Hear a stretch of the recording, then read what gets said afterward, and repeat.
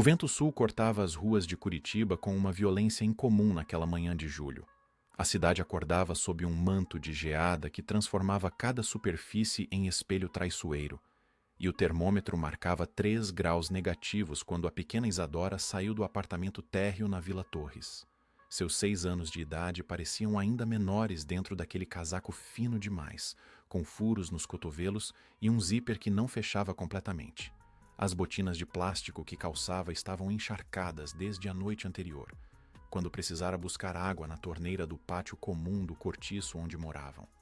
Isadora caminhava, devagar pelas calçadas desertas, os lábios roxos tremendo enquanto repetia mentalmente o trajeto que a mãe fazia todos os dias.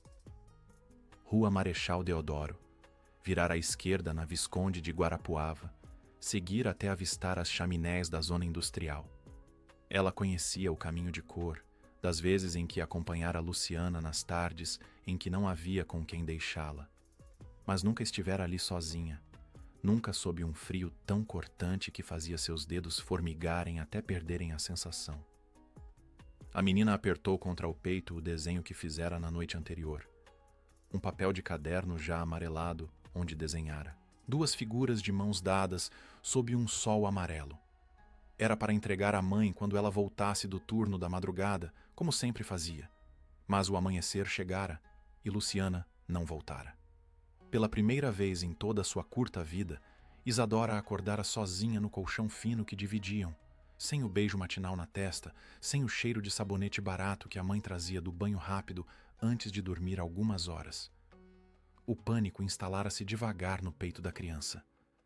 Primeiro, pensou que talvez a mãe tivesse ido comprar pão. Esperou 1 hora.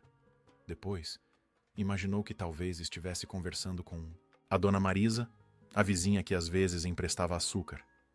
Esperou mais meia hora. Quando o relógio de ponteiros na parede, o único objeto de valor que possuíam, marcou 7 da manhã, Isadora soube que algo estava errado. Luciana jamais se atrasava. Jamais a deixava sozinha por tanto tempo. Foi então que a menina se lembrou das palavras que a mãe lhe dissera alguns meses antes, numa noite em que o medo de uma tempestade elétrica a fizera chorar. Luciana a abraçara forte e sussurrara: "Se algum dia você se sentir perdida, se algum dia eu demorar demais e você estiver com medo, suba até a casa grande no alto da colina, aquela que se vê da janela. Dizem que lá mora um homem bom, um homem que pode ajudar." Isadora não entendera completamente na época, mas gravara cada palavra como quem guarda um talismã. Agora, caminhando pelas ruas vazias de Curitiba, enquanto o vento gelado queimava suas bochechas, a menina tentava primeiro encontrar a mãe pelo caminho conhecido. Passou pela fábrica têxtil onde Luciana trabalhava, mas os portões estavam fechados, as luzes apagadas. Era domingo. Ninguém respondia quando ela batia na guarita. Seguiu até o ponto de ônibus onde a mãe costumava esperar, mas não havia ninguém ali além de um cachorro vira-lata que a encarou com desconfiança antes de se afastar. O desespero começou a apertar a garganta de Isadora. As lágrimas vieram quentes, contrastando com o gelo em sua pele. Ela não sabia para onde mais ir. Não tinha telefone, não conhecia ninguém além dos vizinhos do cortiço, e a vergonha de pedir ajuda a eles era quase tão forte quanto o medo. Luciana sempre fora orgulhosa, sempre ensinara a filha a não pedir favores, a não se tornar um peso para ninguém. Foi quando seus olhos se ergueram para o alto da cidade, além dos prédios baixos do centro, além das árvores do passeio público, lá onde as casas grandes começavam a aparecer entre os pinheiros. A casa que a mãe mencionara, a colina, o homem bom. Isadora enxugou as lágrimas com as costas da mão e começou a subir. As ruas inclinavam-se cada vez mais acentuadamente, e suas pernas curtas protestavam a cada passo. O vento aumentava de intensidade conforme ganhava altitude, e a menina precisava se segurar nos muros e postes para não ser derrubada. Suas botinas encharcadas escorregavam na calçada gelada, e por 2 vezes ela caiu de joelhos, rasgando a calça puída. Mas ela continuou, porque não havia para onde mais ir, porque a mãe dissera que ali haveria ajuda, porque a esperança, mesmo pequena e frágil como uma criança de 6 anos, era tudo o que lhe restava naquela manhã congelante. A subida levou quase 2 horas. Quando finalmente avistou os portões altos de ferro forjado, tão diferentes de tudo que conhecia, Isadora sentiu as pernas fraquejarem. A mansão além dos portões era imensa, com 3 andares de pedra clara e janelas enormes que refletiam o céu cinzento. Havia um jardim, bem cuidado mesmo no inverno, com arbustos podados e um caminho de pedras portuguesas que levava até a entrada principal. A menina aproximou-se dos portões, seus dedos pequenos e roxos agarrando as barras frias de metal. Ela não sabia como pedir para entrar. Não havia campainha ao alcance de suas mãos, apenas uma caixa de interfone muito acima de sua cabeça. Tentou gritar, mas sua voz saiu rouca e fraca, engolida pelo vento.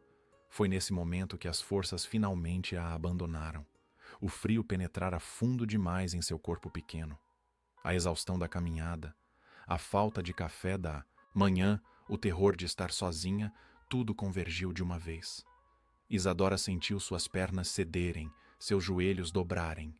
O mundo inclinou-se de lado e ela desabou na neve artificial que o gelo formara sobre a calçada, o desenho amassado ainda preso em sua mão congelada. Dentro da mansão, Rodrigo Tavares Almeida ajustava a gravata italiana diante do espelho do hall de entrada.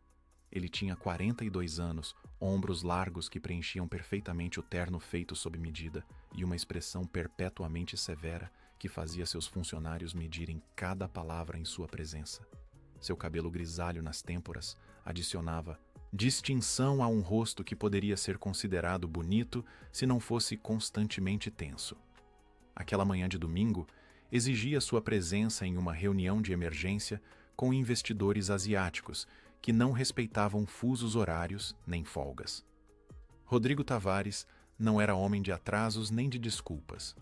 Construíra seu império têxtil com disciplina militar e expectativas inflexíveis. Suas fábricas operavam com precisão suíça.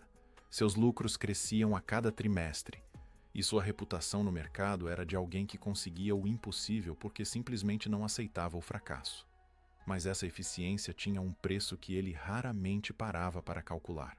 Pegou as chaves do carro, uma BMW preta e reluzente que esperava na garagem, e caminhou em direção aos portões. Foi quando o motorista, que já preparava o veículo, gritou algo incompreensível. Rodrigo acelerou o passo, irritado com a interrupção, mas o que viu do outro lado dos portões fez seu coração saltar. Uma criança, uma menina minúscula caída na neve, imóvel. Todos os compromissos, todas as reuniões, todos os milhões em jogo evaporaram de sua mente naquele segundo. Rodrigo correu até os portões, seus dedos digitando o código com uma urgência que fazia suas mãos tremerem. Quando o metal finalmente se abriu, ele se ajoelhou ao lado da pequena figura. Isadora estava consciente, mas mal. Seus lábios tinham uma tonalidade azulada assustadora e seu corpo tremia violentamente. Os olhos castanhos, emoldurados por cílios cobertos de gelo, o encararam com uma mistura de medo e súplica que atravessou algo profundo em seu peito.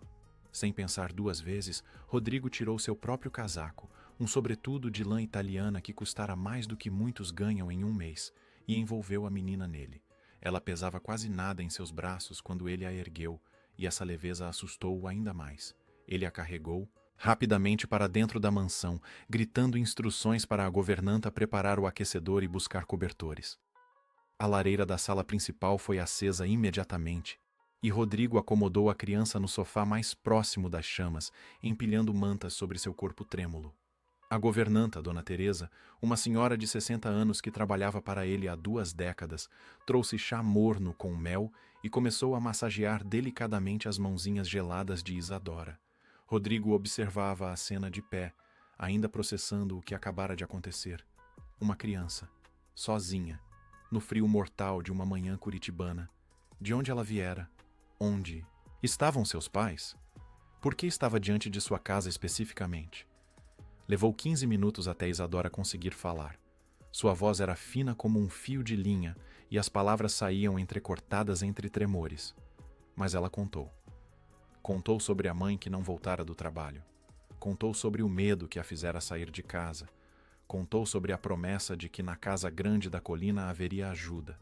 E quando descreveu onde a mãe trabalhava, quando mencionou as máquinas grandes e barulhentas, quando disse o nome da rua da fábrica, Rodrigo Tavares sentiu algo gelar em suas veias de uma forma que não tinha nada a ver com o inverno lá fora. Aquela fábrica era dele, era uma de suas unidades de produção, e uma de suas funcionárias estava desaparecida. Rodrigo permaneceu imóvel por alguns segundos, o peso da revelação assentando-se sobre seus ombros como um manto pesado. Ele comandava 12 fábricas têxteis espalhadas pela região sul do Brasil. Empregava mais de 3.000 pessoas, mas naquele momento percebeu que não sabia absolutamente nada sobre quem eram essas pessoas. Números em planilhas, estatísticas de produtividade, índices de rotatividade. Mas rostos, histórias, vidas. A menina continuava encolhida sob as mantas, os olhos grandes fixos nele com uma confiança que Rodrigo não se sentia merecedor. Ela acreditava que ele poderia ajudar. A mãe dissera que ele era um homem bom, mas ele sabia a verdade sobre si mesmo, sobre as escolhas que fizera na construção de seu império. Sabia quantas vezes fechara os olhos para relatórios de condições de trabalho, quantas vezes aprovara cortes de custos que afetavam diretamente o bem-estar de seus funcionários. Mas agora havia uma criança em sua sala, uma criança que quase congelara até perder os sentidos procurando pela mãe. E essa mãe trabalhava para ele. Rodrigo pegou o telefone celular com dedos que ainda tremiam ligeiramente. Discou o número do gerente de recursos humanos, um homem chamado Antônio que costumava estar disponível a qualquer hora para questões urgentes. A ligação foi atendida no terceiro toque. Preciso de informações sobre uma funcionária. Agora. A voz de Rodrigo era firme, cortante, sem espaço para questionamentos. Ele descreveu o que Isadora havia contado. Unidade industrial na Visconde de Guarapuava, turno noturno, nome Luciana. Do outro lado da linha, ouviu o som de dedos digitando rapidamente, seguido de alguns minutos de silêncio tenso. Quando Antônio finalmente respondeu, sua voz carregava uma hesitação incomum. Senhor, encontrei o registro. Luciana Ferreira da Silva, 41 anos, trabalha na linha de costura há 6 anos. O sistema mostra que ela entrou para o turno de sexta-feira às 22 horas, mas não há registro de saída. Como assim não há registro de saída? Rodrigo sentiu a temperatura da raiva substituir o choque. O ponto eletrônico não registrou. Às vezes isso acontece quando há falhas no sistema, mas geralmente os supervisores fazem anotação manual. Vou verificar com eles. Não. A palavra saiu como um latido. Vou pessoalmente até lá. Prepare-se para me encontrar na unidade em 20 minutos. Rodrigo desligou sem esperar resposta. Olhou para Isadora, que o observava com aqueles olhos enormes. Ajoelhou-se na altura dela e falou com uma gentileza que surpreendeu até a si mesmo. Isadora, vamos encontrar sua mãe. Mas preciso que você venha comigo, está bem? Vamos até onde ela trabalha. A menina assentiu, ainda embrulhada no casaco dele que a engolia completamente. Dona Teresa já havia providenciado roupas mais apropriadas, um conjunto de agasalho que pertencera ao filho da governanta quando criança e que estava guardado em algum armário. Isadora trocou de roupa com a ajuda da senhora e logo estava apresentável, embora ainda visivelmente frágil. O caminho até a fábrica foi silencioso. Rodrigo dirigia com uma tensão que enrijecia seus ombros, as mãos apertando o volante com força desnecessária. Isadora ia no banco de trás, contemplando pela janela uma cidade que parecia diferente vista daquele carro luxuoso. Ela nunca estivera em um veículo tão confortável, nunca sentira o calor de um aquecedor automotivo eficiente. Quando chegaram à unidade industrial, o portão principal estava fechado como Isadora havia encontrado mais cedo, mas Rodrigo tinha as chaves de tudo. Ele abriu os portões com um controle remoto e o BMW adentrou o pátio vazio. As chaminés se erguiam contra o céu como dedos acusadores, e o prédio de concreto parecia ainda mais opressivo sob a luz cinzenta do inverno. Antônio já estava lá, junto com 2 supervisores que Rodrigo reconheceu vagamente das reuniões trimestrais. Os homens pareciam nervosos, evitando contato visual direto. Rodrigo desceu do carro e imediatamente começou a fazer perguntas em um tom que não permitia meias-verdades. Onde estão os registros do turno de sexta? Quem era o supervisor responsável? Por que ninguém notou que uma funcionária não saiu? As desculpas começaram a jorrar. Problema no sistema de ponto. Mudança de turno confusa. Final de semana com equipe reduzida. Rodrigo cortou cada explicação com um gesto impaciente de mão. Ele não queria justificativas. Queria respostas. Mostrem-me a área de descanso, os vestiários, o refeitório, todos os lugares onde ela poderia estar. O grupo caminhou pelos corredores frios da fábrica, os passos ecoando contra o concreto. Isadora segurava a mão de Rodrigo com força, seus dedos pequenos apertando os dele como se temesse ser separada dele. Ele não a soltou. Verificaram primeiro o refeitório. Vazio. Depois, os vestiários femininos. Também vazios. Os supervisores trocavam olhares, cada vez mais preocupados, e Rodrigo podia ver o suor em suas testas apesar do frio. Foi Antônio quem sugeriu verificar a área de depósito no subsolo, um espaço usado para armazenar tecidos antes de serem enviados para a produção. Rodrigo não entendia por que alguém estaria lá, mas não tinha outras opções. Desceram as escadas metálicas, a iluminação tornando-se mais precária a cada degrau. O depósito era um espaço amplo e úmido, com prateleiras altas repletas de rolos de tecido envolvidos em plástico. O cheiro de mofo misturava-se ao odor químico dos corantes. No fundo, entre duas fileiras de prateleiras, Rodrigo viu um cobertor fino jogado no chão, e, sob o cobertor, uma figura imóvel. Rodrigo sentiu seu coração disparar. Ele largou a mão de Isadora e correu, seus sapatos sociais escorregando levemente no chão úmido. Quando chegou perto o suficiente, ajoelhou-se e puxou o cobertor com cuidado. Luciana Ferreira da Silva estava ali, caída de lado, os olhos fechados e o rosto pálido de uma forma que assustou Rodrigo profundamente. Ela vestia o uniforme da fábrica, já sujo e amassado, e seu corpo parecia menor do que deveria, consumido por uma exaustão que ia muito além do físico. "Chame uma ambulância! Agora!" A voz de Rodrigo ecoou pelo depósito com uma autoridade que fez todos se moverem instantaneamente. Ele colocou os dedos no pescoço da mulher, procurando por pulso. Estava lá, fraco e irregular, mas estava lá. Luciana estava viva. Rodrigo fechou os olhos por um segundo em alívio antes de virar-se para Isadora, que havia se aproximado e agora olhava para a mãe com uma expressão de terror absoluto. "Ela vai ficar bem", Rodrigo ouviu-se dizendo, sem ter certeza se era verdade, mas precisando acreditar naquilo tanto quanto a menina precisava ouvir. "Vamos levá-la ao hospital. Os médicos vão cuidar dela." A ambulância chegou em 12 minutos, que pareceram horas. Os paramédicos trabalharam com eficiência, verificando os sinais vitais, colocando uma máscara de oxigênio, preparando uma maca. Rodrigo observava tudo com uma atenção quase obsessiva, como se pudesse controlar o resultado pela força de sua vontade. Quando perguntaram quem iria acompanhar a paciente, Rodrigo não hesitou. "Eu vou, e a filha dela também." No hospital, enquanto Luciana era levada para a emergência, Rodrigo ficou na sala de espera com Isadora sentada ao seu lado. A menina estava quieta demais, uma quietude que não era natural em uma criança. Ela segurava o desenho amassado contra o peito, aquele papel que mostrava duas figuras sob um sol que agora parecia dolorosamente otimista. Rodrigo observou a sala ao redor. Outras pessoas esperavam notícias de seus entes queridos. Algumas choravam silenciosamente. Outras olhavam para o nada com expressões vazias. Ele nunca estivera em um lugar assim.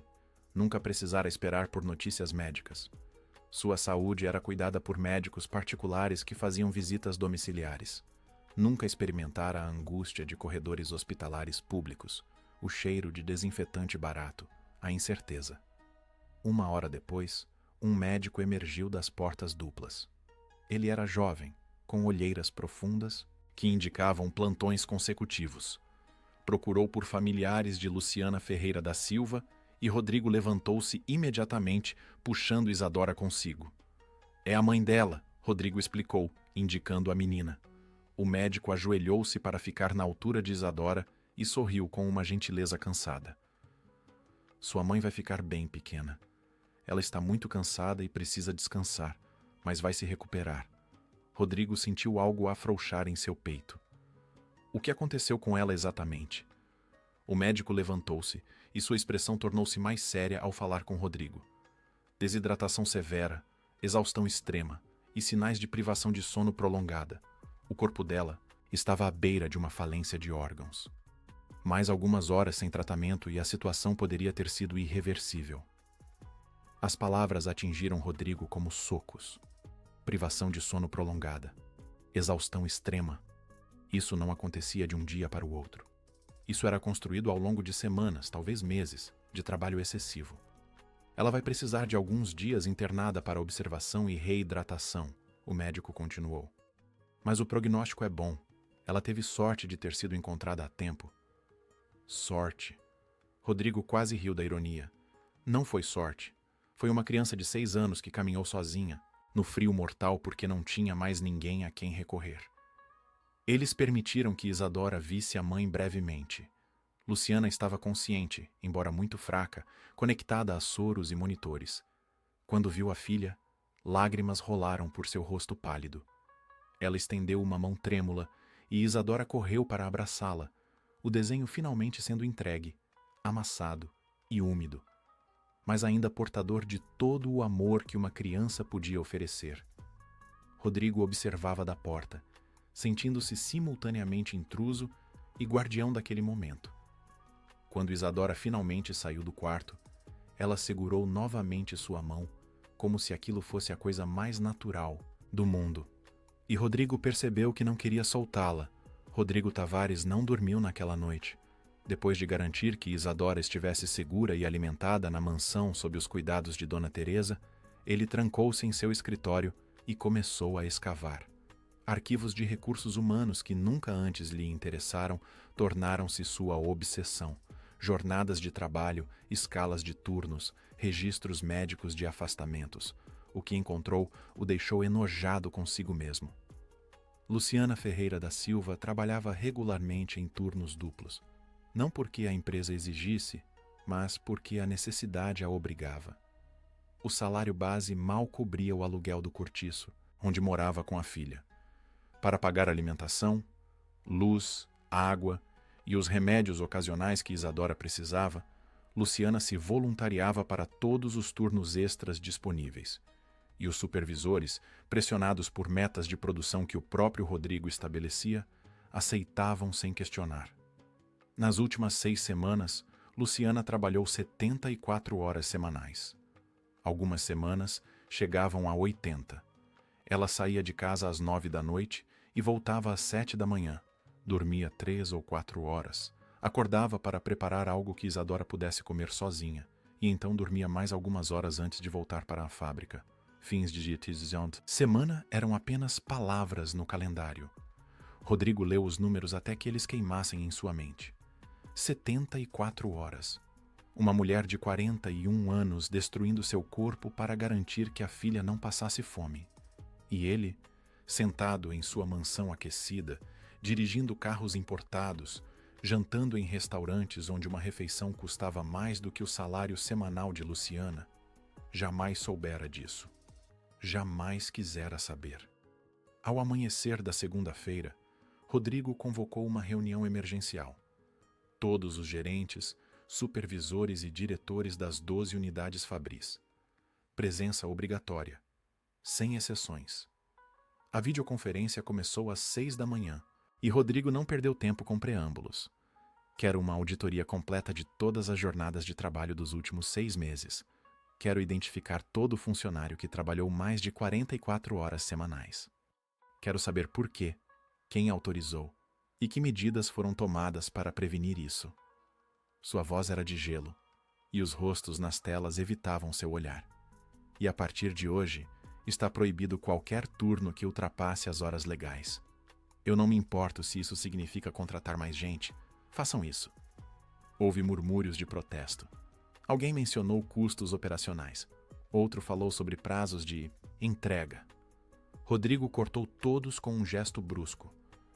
Vocês acham que eu me importo com prazos? Uma mulher quase perdeu a vida em uma de minhas fábricas porque estava exausta demais para sequer sair do local de trabalho. Uma criança de 6 anos caminhou sozinha no frio procurando pela mãe. Se algum de vocês acha que lucro vale mais do que isso, entreguem suas demissões agora. O silêncio que se seguiu foi absoluto. Rodrigo continuou, sua voz mais baixa, mas não menos intensa. Quero um programa de apoio para pais e mães solo, creche subsidiada, horários flexíveis, auxílio alimentação real, não essa migalha que pagamos atualmente, e quero isso implementado em 3 semanas. Quando a reunião terminou, Rodrigo sentiu-se exausto de uma forma que nunca experimentara em negociações de milhões. Mas havia algo mais ali, algo que estava apenas começando a reconhecer. Propósito. Pela primeira vez em anos, sentia que estava fazendo algo que realmente importava. No hospital, Luciana estava consciente e lúcida quando Rodrigo chegou para visitá-la. Ela tentou sentar-se na cama quando o viu entrar, o pânico imediato estampado em seu rosto. Rodrigo reconhecia aquela expressão. Era o terror de alguém que achava que seria demitido. Por favor, não se levante, ele disse suavemente, aproximando-se. Como está se sentindo? Luciana olhou para ele com olhos vermelhos de tanto chorar. Senhor Tavares, eu sinto muito. Eu não queria causar problemas. Eu só fechei os olhos por um momento no depósito durante a pausa, e quando acordei, já era de manhã e não conseguia me mover. Meu corpo não respondia. Pare. Rodrigo puxou uma cadeira e sentou-se ao lado da cama. Você não tem que se desculpar. Eu tenho. Eu deixei que isso acontecesse. Eu criei um ambiente onde você sentiu que não tinha escolha além de se destruir trabalhando. Luciana piscou, confusa. Aquilo claramente não era o que ela esperava ouvir. Seu emprego está seguro, Rodrigo continuou. Mais do que isso, quando você receber alta, quero oferecer-lhe uma posição diferente. Na sede da empresa, trabalho administrativo, horário comercial normal, nada de turnos noturnos. Salário melhor. As lágrimas voltaram a rolar pelo rosto de Luciana. Eu não entendo. Por quê? Eu sou só uma costureira. Não tenho qualificações para trabalho administrativo. Você criou uma filha praticamente sozinha enquanto trabalhava até o colapso. Se isso não é qualificação para lidar com pressão e organização, eu não sei o que é. Rodrigo inclinou-se ligeiramente para a frente. Luciana, sua filha me procurou porque você disse a ela que eu era um homem bom. Eu não sei se sou, mas quero tentar ser. E isso começa corrigindo as coisas que estão erradas na minha empresa, começando por você. Luciana levou a mão ao rosto tentando esconder o choro. Isadora está bem? Ela estava tão assustada quando me viu no hospital. Está na minha casa sendo mimada por minha governanta. Comeu 3 pratos de macarrão ontem e está insistindo em me desenhar um castelo. Um sorriso frágil apareceu no rosto de Luciana. Ela gosta de desenhar. É a única coisa que posso dar a ela que não custa dinheiro, papel e lápis. Rodrigo sentiu algo apertar em seu peito. Quando sair daqui, você e Isadora virão morar comigo temporariamente. Só até você se recuperar completamente e termos ajustado seu novo emprego.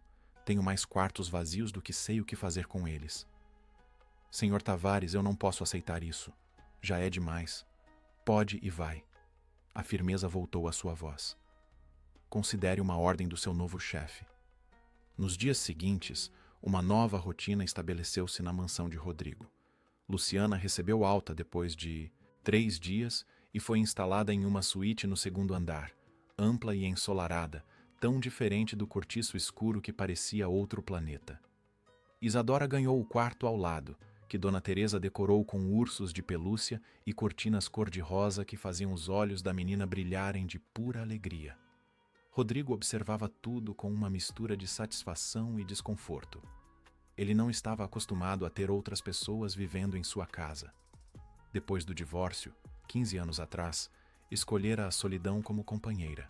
Trabalho era sua família, números eram seus filhos. Mas agora havia risadas ecoando pelos corredores. Havia músicas infantis tocando no rádio da cozinha. Havia vida. Isadora parecia tê-lo adotado como figura permanente em seu mundo. Ela o seguia pela casa, fazendo perguntas incessantes sobre tudo. Por que o teto era tão alto? Quantos quartos havia? Ele tinha animais de estimação? Podia ter? Rodrigo respondia com uma paciência que não sabia possuir, e algumas vezes até se pegava sorrindo. Quando Luciana começou a trabalhar na sede da empresa, 2 semanas depois, estabeleceu-se que Isadora passaria as tardes no escritório. Rodrigo criou um espaço para ela em um canto de sua sala executiva, com uma mesinha baixa, cadeira pequena e uma caixa de materiais de desenho que custou mais do que admitia. Ali, enquanto ele conduzia reuniões e assinava contratos, Isadora desenhava mundos de fantasia em folhas de papel. Os funcionários estranharam inicialmente. O temível Rodrigo Tavares, homem que fazia gerentes experientes tremerem, agora tinha uma criança de 6 anos em seu escritório. Mas, aos poucos, perceberam que algo havia mudado no chefe.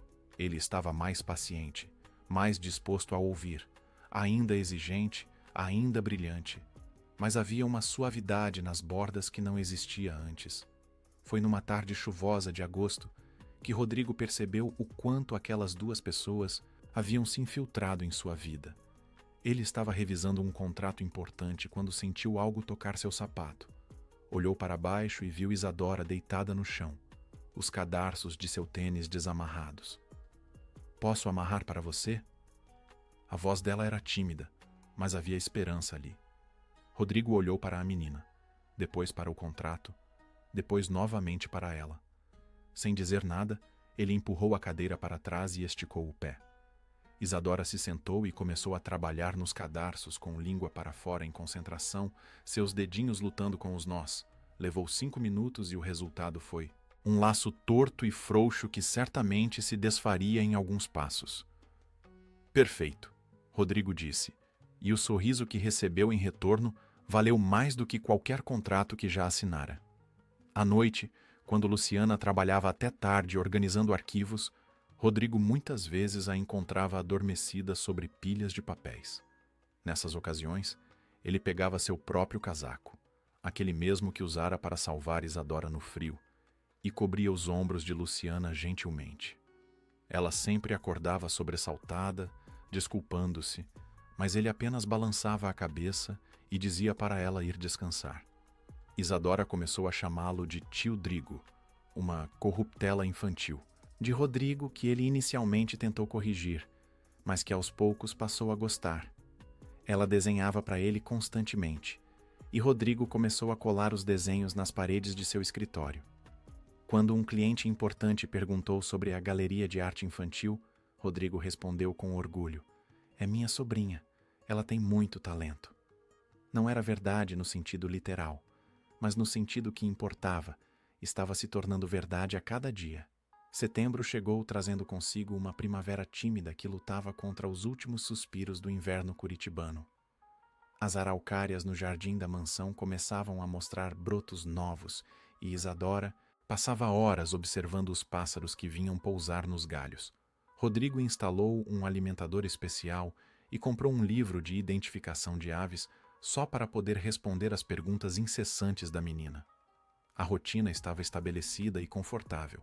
Luciana provara-se extremamente competente em seu novo cargo, reorganizando os sistemas de arquivo que estavam caóticos há anos e implementando um sistema de gestão que impressionou até os gerentes mais céticos. Ela chegava ao escritório às 8 da manhã, trabalhava até às 5 da tarde e, pela primeira vez em 6 anos, jantava com a filha todos os dias. As olheiras profundas em seu rosto haviam desaparecido, substituídas por um brilho de saúde que a fazia parecer 10 anos mais jovem. Mas sob a superfície dessa tranquilidade, algo mais estava crescendo. Rodrigo percebia nos pequenos detalhes a forma como seu coração acelerava quando Luciana entrava em sua sala com relatórios. O jeito que seus olhos procuravam por ela em reuniões, mesmo quando ela estava apenas tomando notas discretamente em um canto. A maneira como ele inventava desculpas para trabalhar até mais tarde, só para compartilhar alguns minutos a mais de conversa quando ela também ficava além do horário. Luciana, por sua vez, começara a notar coisas que antes escapavam à sua atenção. Como Rodrigo sempre verificava se ela havia almoçado, como ele se lembrava de pequenas coisas que ela mencionava casualmente, aparecendo dias depois com o livro que ela comentara querer ler ou a marca de chá que ela dissera gostar. Como ele olhava para Isadora com uma ternura que parecia surpreendê-lo tanto quanto a ela. Nenhum dos dois falava sobre isso. O abismo social entre eles parecia intransponível. Ele era um magnata industrial, ela uma ex-costureira. Ele morava em uma mansão, ela até recentemente vivia em um cortiço. Mas os sentimentos não respeitavam diferenças de classe, e ambos sabiam disso. Foi em uma tarde especialmente agitada que tudo quase desmoronou. Rodrigo estava em uma videoconferência crucial com investidores internacionais quando o alarme de incêndio do prédio começou a soar. Era um teste programado, mas ninguém havia avisado o departamento dele. O protocolo exigia evacuação imediata. O prédio esvaziou-se rapidamente, funcionários descendo pelas escadas de emergência em fila ordenada. Rodrigo procurava por Luciana e Isadora na multidão que se formava na rua. Encontrou Luciana, mas a menina não estava com ela. Ela estava no banheiro, Luciana disse, a voz já subindo em pânico. Pensei que ela teria descido com as outras crianças da creche do prédio, mas não a vejo. Rodrigo não esperou para ouvir mais. Ele virou-se e correu de volta para o prédio, ignorando os gritos dos seguranças. As escadas ele subiu 2 degraus por vez, o alarme ensurdecedor ecoando pelas paredes. Quando chegou ao seu andar, começou a gritar pelo nome de Isadora. O pânico é uma coisa estranha.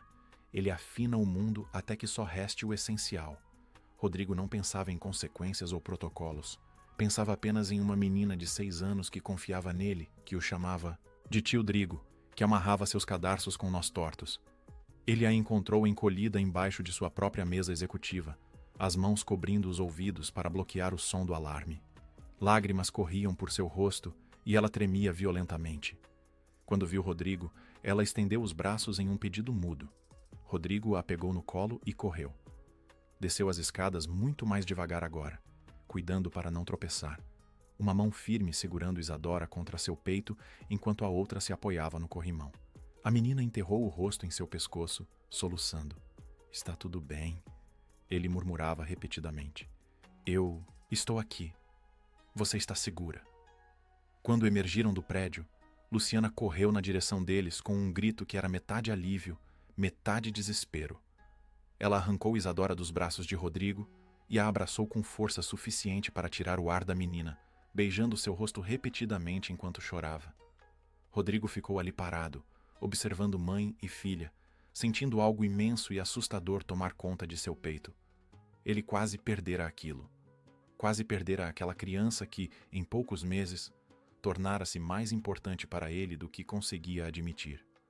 Quando Luciana finalmente ergueu os olhos para ele, havia algo diferente ali. Gratidão, sim, mas também algo mais profundo, mais vulnerável. Seus lábios formaram um obrigada silencioso, e Rodrigo assentiu, incapaz de confiar em sua própria voz. Naquela noite, depois que Isadora adormeceu exausta entre eles no sofá da sala, Rodrigo e Luciana conversaram pela primeira vez sobre coisas que não eram trabalho. Sentados em extremidades opostas do sofá, a menina adormecida entre eles como uma ponte, falaram sobre suas vidas. Luciana contou sobre o marido que partira quando Isadora tinha 2 anos, incapaz de lidar com a responsabilidade de uma família.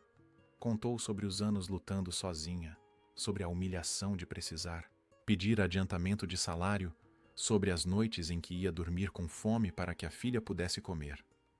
Rodrigo ouviu tudo, e cada palavra era uma lança em seu peito. Ele, por sua vez, falou sobre o casamento que terminara porque ele escolhera trabalho em vez de família. Sobre a ex-esposa que queria filhos e ele que sempre dizia, não agora, talvez depois. Sobre como depois nunca chegou e ela o deixou por alguém que realmente havia. Sobre os 15 anos de solidão que ele preencheu com números e sucesso porque eram mais fáceis de controlar do que emoções. Você se arrepende? Luciana perguntou suavemente. De não ter tido filhos? Rodrigo olhou para Isadora dormindo, sua mão pequena segurando um dos dedos dele, mesmo no sono. Eu achava que não. Achava que minha vida estava completa do jeito que era.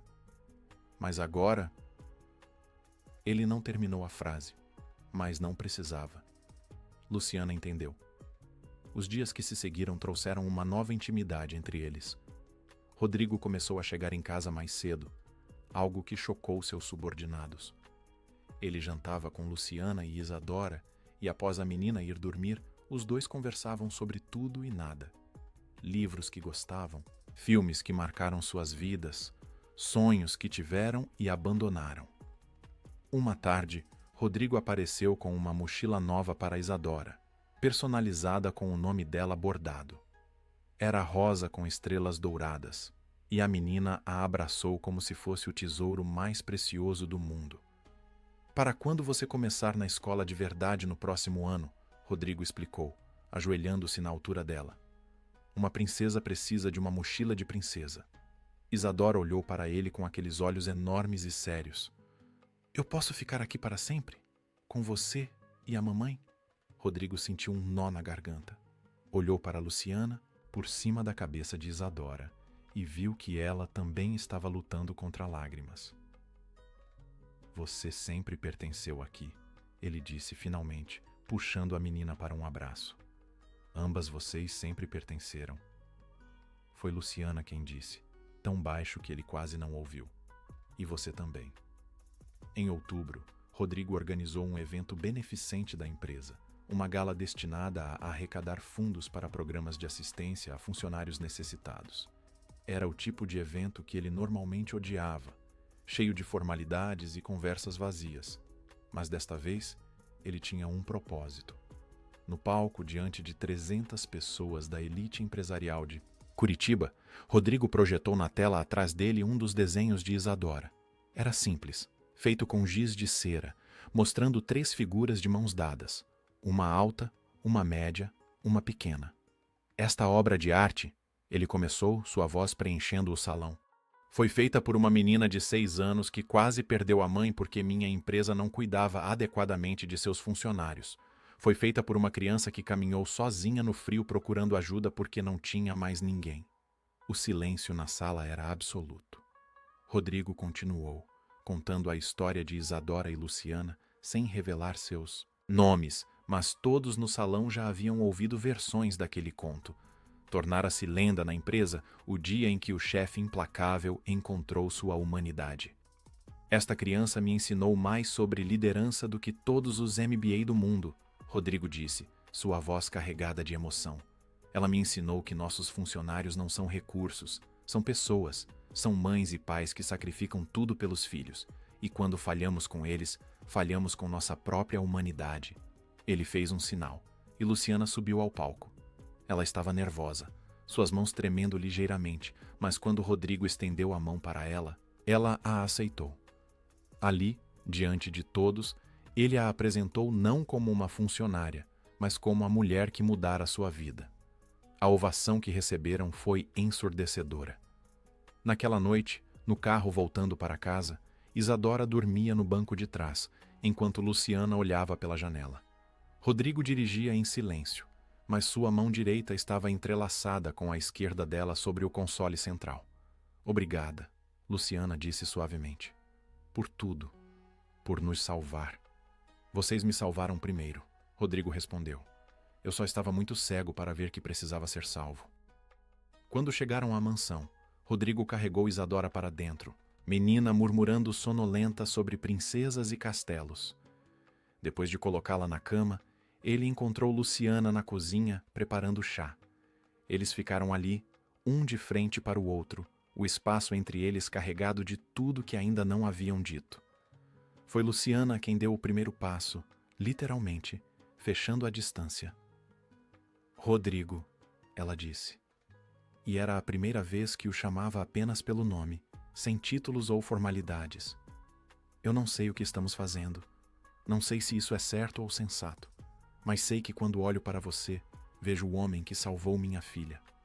O homem que nos deu uma nova vida. E mais do que isso, vejo o homem que quero ao meu lado. Rodrigo tocou seu rosto com uma gentileza que contrastava com sua aparência intimidante. Eu passei 15 anos acreditando que não precisava de ninguém, que sucesso era suficiente, mas vocês me mostraram que eu estava apenas sobrevivendo, não vivendo. Luciana, eu não sei se mereço você ou Isadora, mas quero tentar ser o homem que vocês merecem. Quando se beijaram, foi com a promessa de algo novo começando, algo construído não em bases de gratidão ou obrigação, mas em respeito mútuo e afeto genuíno que crescera aos poucos, como as plantas no jardim, resistente e real. Novembro trouxe consigo um calor inesperado para Curitiba, quebrando recordes de temperatura e fazendo as pessoas comentarem sobre mudanças climáticas em cada esquina. Para Rodrigo, Luciana e Isadora, porém, o calor do lado de fora era apenas um reflexo do que acontecia dentro da mansão. A casa, que por tanto tempo fora apenas estrutura de pedra e móveis caros, agora pulsava com vida. Luciana oficialmente mudara-se de vez, trazendo consigo as poucas posses que ainda mantinha no cortiço. Rodrigo insistira em contratar uma empresa de mudanças, mas ela preferira fazer pessoalmente, como se precisasse daquele ritual de fechamento. Quando voltou com apenas 3 caixas de papelão contendo toda uma vida, Rodrigo sentiu uma mistura de tristeza e determinação. Tristeza pelo que aquilo representava, determinação de garantir que ela nunca mais precisasse viver com tão pouco. A relação entre eles evoluía em camadas. Havia os momentos públicos, onde ainda mantinham alguma formalidade por respeito às convenções profissionais. Mas havia também os momentos privados, onde Rodrigo podia ser apenas Drigo, o homem que queimava torradas no café da manhã e que ria quando Isadora corrigia sua pronúncia de palavras em inglês que ele jurava estar dizendo corretamente. Isadora floresceu como uma flor que finalmente recebera sol suficiente. Ela ganhara peso, suas bochechas agora rosadas e saudáveis. Começara aulas de dança e natação, e Rodrigo nunca perdia uma apresentação ou aula aberta, sempre o pai mais pontual na arquibancada. Quando outros pais comentavam sobre sua dedicação, ele apenas sorria. Eles não entendiam. Tinham tido uma vida inteira com seus filhos. Ele estava compensando o tempo perdido, não com Isadora especificamente, mas com a paternidade que sempre recusara e agora abraçava com fervor. Mas nem tudo eram flores. A mãe de Rodrigo, Dona Marta, uma senhora de 70 anos com opinião sobre tudo, finalmente veio visitar o filho após meses de desculpas. Ela morava em São Paulo, comandava com mão de ferro um império de imóveis que construíra após ficar viúva, e tinha expectativas muito específicas sobre como o filho deveria viver sua vida. Quando Dona Marta chegou e encontrou Luciana e Isadora morando na mansão, seu rosto assumiu uma expressão que Rodrigo conhecia bem. Era a face que ela fazia quando algo não atendia a seus padrões, uma mistura de desaprovação e superioridade que ele detestara a vida toda. O jantar foi tenso. Dona Marta fazia perguntas corteses a Luciana, mas cada questão carregava farpas invisíveis. Onde você estudou, querida? Ah, apenas o ensino médio? Entendo. E seus pais? O que faziam? Trabalhadores rurais, que interessante. Você deve estar muito grata pela oportunidade que meu filho lhe deu, não é mesmo? Rodrigo via Luciana encolher-se com cada comentário, e sua raiva crescia proporcionalmente. Ele conhecia o jogo da mãe. Ela estava estabelecendo uma hierarquia, deixando claro que Luciana não era boa o suficiente, que estava ali por caridade e não por mérito. Foi quando Dona Marta se virou para Isadora, que comia quieta seu macarrão, e disse com um sorriso que não alcançava os olhos: Você é uma menina de sorte, não é? Vivendo nesta casa bonita. Mas não se acostume muito, criança. As coisas boas nem sempre duram. O garfo de Rodrigo bateu no prato com força suficiente para fazer todos pularem. Mãe, preciso falar com você. Agora. Na biblioteca. Na sala adjacente com a porta fechada, Rodrigo não mediu palavras. Como você ousa? Como ousa entrar na minha casa e falar assim com elas? Dona Marta ergueu uma sobrancelha perfeitamente desenhada. Rodrigo, querido, estou apenas sendo realista. Essa mulher e a filha dela são muito diferentes de nós. Você está se deixando levar por uma fantasia, por algum tipo de crise de meia-idade. Você realmente acha que isso vai funcionar? Uma ex-costureira e um empresário? O mundo vai rir de você. Que riam. Rodrigo cruzou os braços. Eu passei a vida toda me importando com o que os outros pensavam, com aparências e expectativas. E sabe o que isso me trouxe? Solidão. Um casamento fracassado. Uma vida vazia. Luciana e Isadora me deram mais em 6 meses do que consegui construir em 42 anos. Você está sendo ingênuo. Ela provavelmente vê você como um bilhete premiado, uma chance de escapar da pobreza. E quando você se cansar dessa fase de bom samaritano, o que acontece? Ela processará você por pensão, levará metade do que construiu. Foi a gota d'água. Rodrigo caminhou até a porta e a abriu. Saia da minha casa. O quê? Você ouviu. Saia. E não volte até que possa tratar Luciana e Isadora com o respeito que merecem.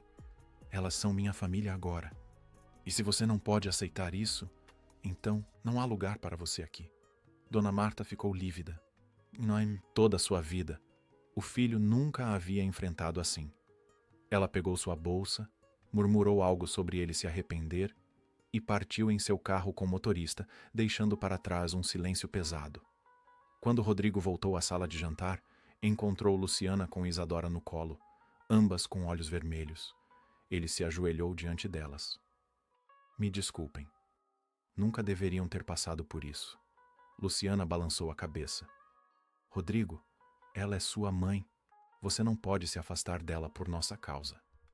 Ela está errada, sobre tudo, e precisa entender isso. Ele pegou a mão de Luciana. Você não é um projeto de caridade. Não é uma fase. Você é a mulher que amo. E Isadora é a filha que escolhi ter. Se minha mãe não pode ver isso, o problema é dela, não nosso. Foi a primeira vez que ele disse amo, em voz alta, e as palavras pareceram preencher a sala. Luciana começou a chorar de novo, mas eram lágrimas diferentes agora. Eu também te amo, ela sussurrou. Eu não queria. Tentei não deixar acontecer porque parecia impossível, mas aconteceu de qualquer jeito. Isadora, ainda no colo da mãe, olhou de um para o outro com seriedade infantil. Isso significa que o tio Drigo vai ser meu pai de verdade? Rodrigo sentiu o coração expandir no peito. Se você quiser que eu seja, eu quero. A resposta foi imediata e certa. Você já é. Só precisava do nome certo. Eles passaram o resto da noite juntos no sofá, assistindo a filmes que Isadora escolhia, comendo pipoca que Rodrigo queimava e rindo de piadas bobas. Era comum, era simples, era tudo que Rodrigo nunca soubera que queria. Mas a vida tem uma forma de testar as coisas boas quando elas finalmente aparecem.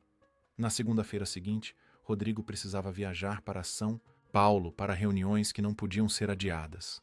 Ele estaria fora por 2 dias. Quando se despediu de Luciana e Isadora na manhã da viagem, Isadora agarrou-se às suas pernas. Não vai, ela implorou. Por favor, fica. É só 2 dias, princesa. Vou voltar antes que perceba. Mas Isadora estava inconsolável. Ela se lembrava, mesmo que não conscientemente, de outra partida. De um pai que disse que voltaria e nunca voltou. Rodrigo precisou de 20 minutos para acalmá-la, prometendo videochamadas todas as noites e trazendo um presente especial. Em São Paulo, as reuniões eram extenuantes, mas Rodrigo manteve sua promessa. Todas as noites, às 8 em ponto, ele estava em sua suíte de hotel fazendo videochamada. Isadora mostrava seus desenhos do dia, contava sobre aulas de natação e sempre terminava perguntando quando ele voltaria. Na segunda noite, Rodrigo notou que Luciana estava mais quieta que o normal.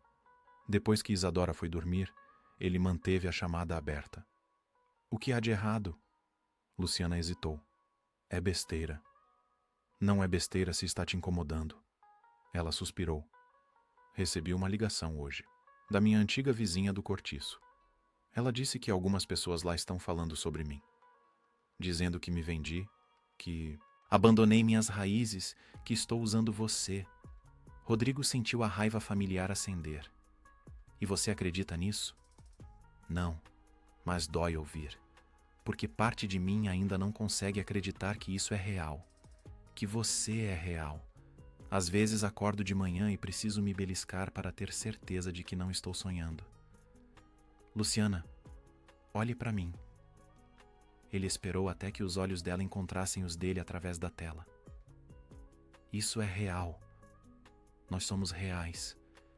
E qualquer pessoa que não consegue ver que você merece toda a felicidade do mundo, não merece um segundo do seu pensamento. Ela sorriu, mas era um sorriso triste. Sua mãe tinha razão sobre uma coisa. Somos de mundos diferentes. Você cresceu em mansões, eu cresci mal sabendo se teria comida no dia seguinte.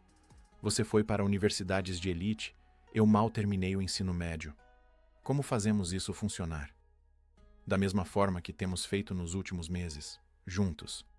Luciana, eu não me importo de onde você veio, me importo com quem você é. E você é a mulher mais forte, mais digna, mais incrível que conheço. Naquela noite, depois de desligar, Rodrigo ficou acordado por horas. As palavras da mãe, e agora, as inseguranças de Luciana o faziam pensar. Talvez não fosse suficiente apenas amá-las. Talvez precisasse provar ao mundo e a elas mesmas que isso era permanente. Na manhã seguinte, antes de voltar para Curitiba, Rodrigo fez uma parada.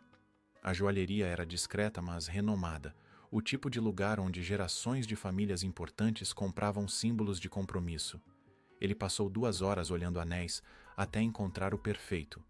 Não o maior ou o mais ostensivo, mas o que parecia certo. Ouro branco com um diamante que capturava a luz e a transformava em pequenos arco-íris. No avião de volta, Rodrigo olhava pela janela e planejava. Ele sabia o que precisava fazer.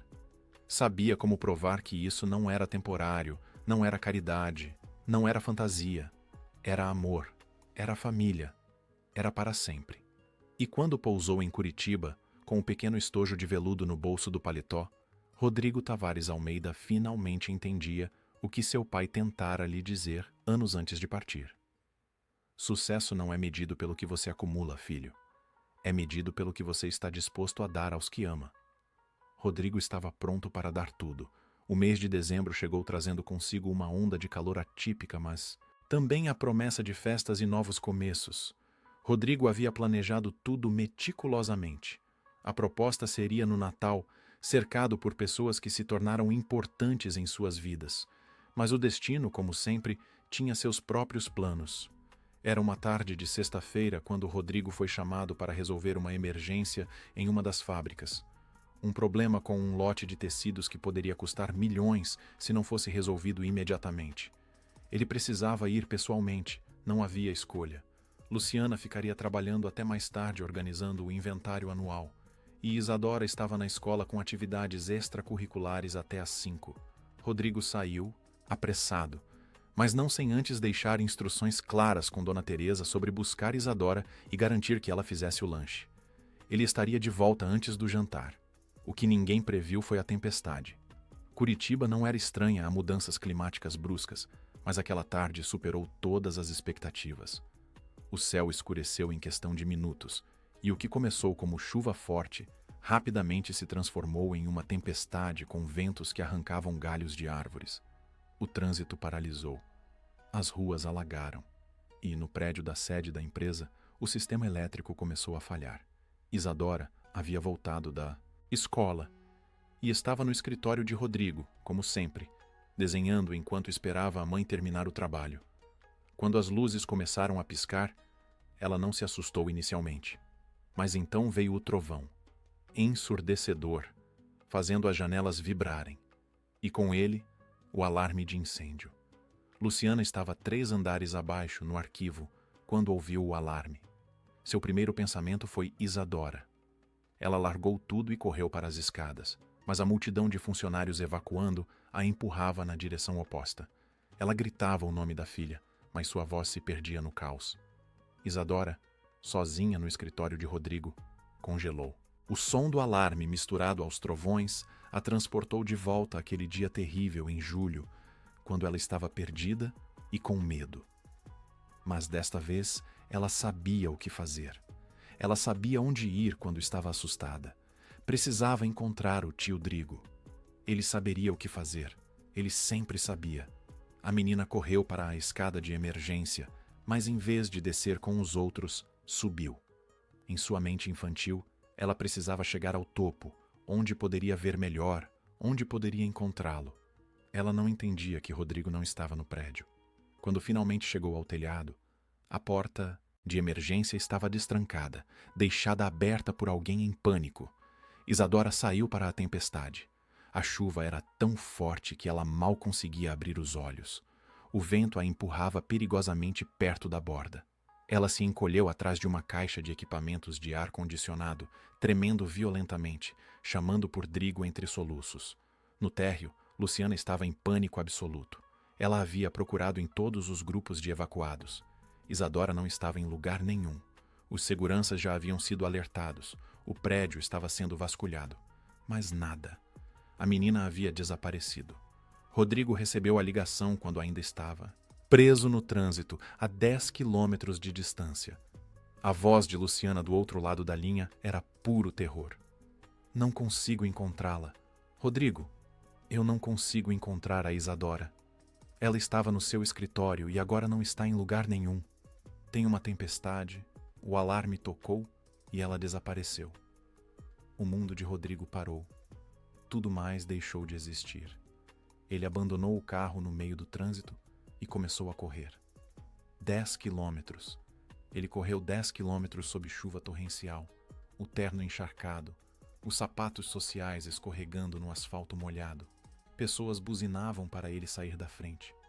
Ele não ouvia nada além do pulsar de seu próprio coração e o nome de Isadora em sua mente. Quando finalmente chegou ao prédio, 25 minutos depois, ele estava sem fôlego, doendo em lugares que não sabia que podia doer. Luciana correu para ele, agarrando-se ao seu terno molhado, chorando contra seu peito. Revisamos o prédio todo. Ela não está aqui. Rodrigo, para onde ela foi? Como uma criança de 6 anos simplesmente desaparece? Rodrigo segurou o rosto dela entre as mãos. Nós vamos encontrá-la. Me ouve? Vamos encontrá-la. Foi então que ele pensou como uma criança pensaria. Isadora estava assustada. Quando ela estava assustada, o que fazia?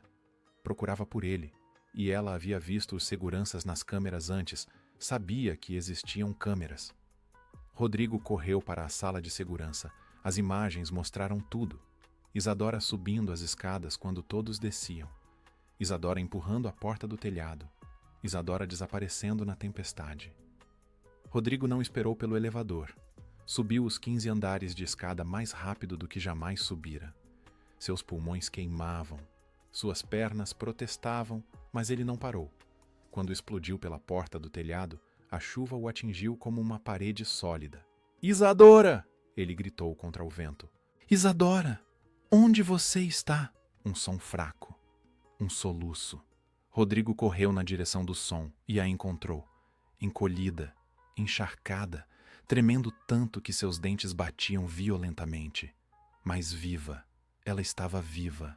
Ele a agarrou, envolvendo-a em seus braços com força suficiente para tirar o ar dela. Eu te encontrei. Está tudo bem. Papai te encontrou. A palavra saiu sem pensar. Papai. Não tio Drigo. Papai. Isadora agarrou-se a ele, enterrando o rosto encharcado em seu pescoço. Eu queria te encontrar. Eu fiquei com medo. Você disse que sempre viria quando eu precisasse. E eu vim. Sempre vou vir. Sempre. Rodrigo a carregou de volta para dentro do prédio, descendo as escadas com cuidado, recusando-se a soltá-la mesmo quando os músculos de seus braços começaram a tremer de exaustão. Quando chegaram ao térreo, Luciana estava ali, e o alívio em seu rosto quando viu Isadora era como ver o sol surgindo após a tempestade mais escura. Ela correu para eles, e os três se abraçaram ali no meio do lobby, molhados, tremendo, mas juntos. Paramédicos verificaram Isadora. Ela estava bem, apenas assustada e com frio. Eles foram para casa, onde Dona Teresa já tinha banhos quentes preparados, roupas secas e chocolate quente esperando. Naquela noite, depois que Isadora finalmente adormeceu entre eles na cama king size de Rodrigo, as três figuras como o desenho que ela havia feito meses atrás, Rodrigo e Luciana ficaram acordados conversando em sussurros. Eu quase a perdi hoje, Luciana disse, voz embargada. Se você não tivesse vindo, se não soubesse onde procurar... Mas eu vim. E vou continuar vindo. Luciana, quero te perguntar algo. Rodrigo deslizou para fora da cama com cuidado, pegou o paletó encharcado que ainda não havia levado para limpar e retirou o pequeno estojo que sobrevivera à tempestade no bolso interno. Quando voltou e se ajoelhou ao lado da cama, os olhos de Luciana arregalaram. Rodrigo, o que você está fazendo? Deveria ter feito isso há semanas.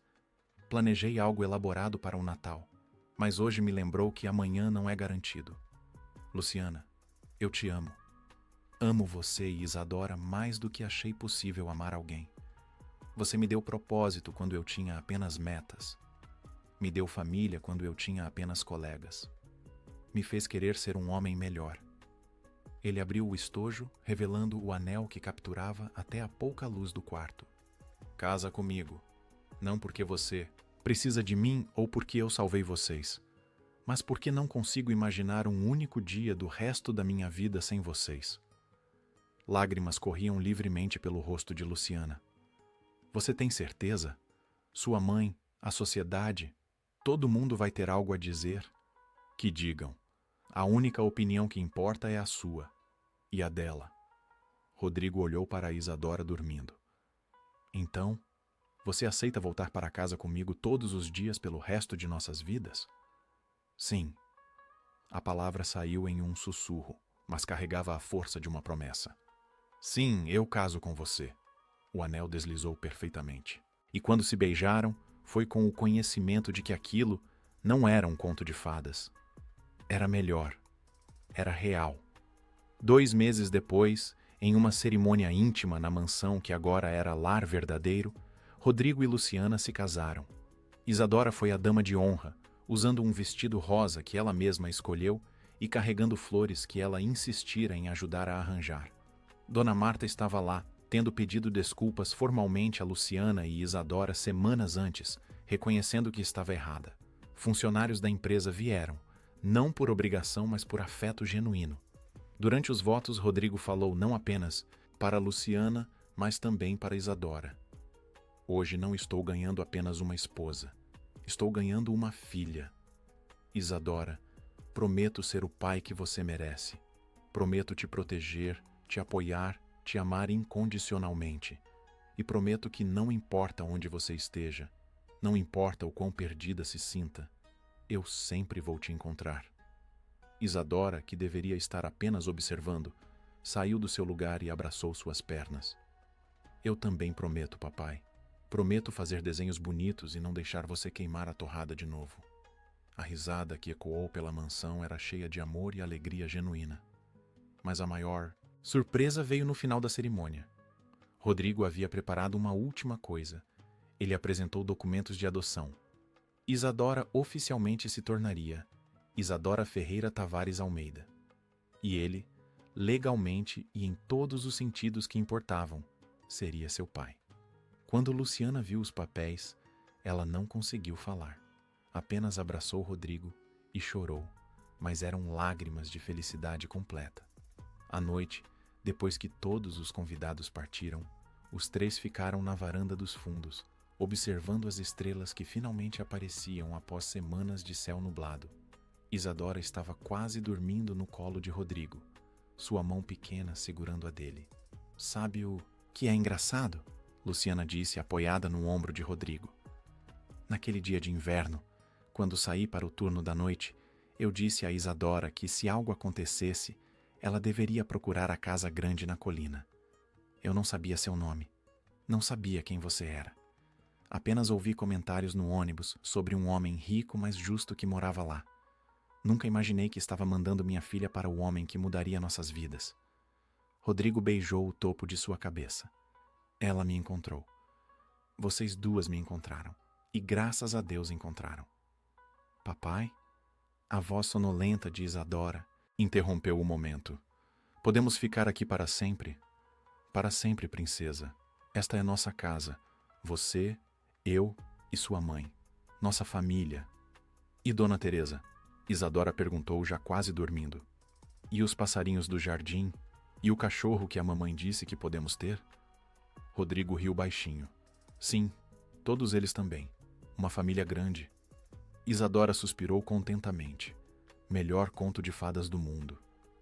E talvez fosse, não porque havia um príncipe ou um castelo, mas porque era real, porque era construído sobre escolhas diárias de amor, sacrifício e compromisso, porque provava que a compaixão de um estranho e a coragem de uma criança podiam transformar o inverno mais rigoroso em um lar verdadeiro. Meses se passaram, depois anos. A empresa de Rodrigo continuou crescendo, mas agora com princípios diferentes. Ele implementou programas que se tornaram modelo nacional. Salários justos, jornadas humanas, apoio real às famílias. Ele entendia agora que sucesso não era medido apenas em lucros, mas no bem-estar daqueles que tornavam esse sucesso possível. Luciana tornou-se diretora de recursos humanos, sua própria história sendo inspiração para políticas que mudaram vidas. Ela dava palestras sobre resiliência, sobre a dignidade do trabalho, sobre não permitir que as circunstâncias definissem seu valor. E Isadora cresceu em uma casa cheia de amor. Ela nunca esqueceu de onde veio, da manhã gelada em que procurou ajuda, mas também nunca duvidou de onde pertencia. Nos braços de um pai que a escolheu, ao lado de uma mãe que lutou por ela, em um lar construído não sobre obrigação, mas sobre amor. Houve desafios, claro, sempre há, mas quando vinham, eles enfrentavam juntos, como família. E em cada aniversário daquele dia de inverno, quando Isadora havia batido aos portões da mansão, eles faziam uma pequena celebração. Não do dia em que quase perderam tudo, mas do dia em que ganharam tudo que realmente importava. Família, amor, lar. 3 palavras simples que, juntas, continham todo o significado do universo. Fim da história. Queridos ouvintes, esperamos que a história de Rodrigo, Luciana e Isadora tenha tocado profundamente seus corações. Esta jornada nos lembra que a verdadeira riqueza não está nos bens materiais, mas nas conexões humanas que construímos. Se esta história ressoou com você, não esqueça de se inscrever em nosso canal, dar aquele like especial no vídeo e deixar nos comentários qual parte mais te emocionou. Todos os dias trazemos narrativas únicas que celebram a dignidade humana, o poder da compaixão e a esperança de recomeços. Suas histórias e comentários também são muito importantes para nós, pois cada experiência compartilhada enriquece nossa comunidade. Até a próxima história. E lembre-se, em algum lugar, alguém está esperando pela ajuda que só você pode oferecer. Seja a diferença na vida de alguém. Até breve.